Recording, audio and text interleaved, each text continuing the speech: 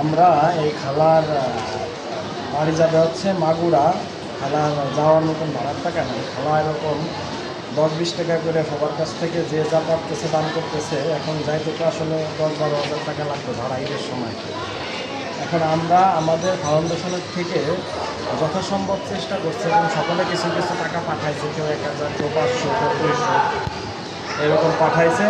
আর খালাই যে কিছু টাকা সংগ্রহ করছে অনেক ঘুরে ঘুরে 10 টাকা, 20 টাকা, 5 টাকা। এখন দেখে আমরা আমাদের এই টাকাটা দিলে কতটুকু টাকা খালারে আমরা দিতে পারি, এবং পরবর্তীতে খালার নাম্বার আমাদের ভিডিওতে অ্যাড করা থাকবে।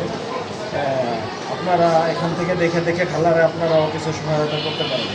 খালার নাম্বার দেওয়া থাকবে। খালারা তো পরবর্তীতে চিকিৎসাটা এখনও শেষ হয় নাই, পরবর্তীতে আবারও চিকিৎসা করতে আসতে হবে খালার, তখনও ভাড়ার টাকার প্রয়োজন হবে।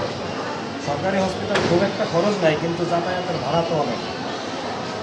তবে খালা আছে সবাইকে সাহায্য সহযোগিতা দান করবে, সবার জন্য একটু তুমি একটু মানে মন না খুলে দোয়া করে, কারণ কেউ তো বড় লোক না। যারা দেবে কেউ মনে করো বিদেশে কেউ শ্রমিকের কাজ করে, কেউ গার্মেন্টসে চাকরি করে, কেউ দিন মজুরি করে।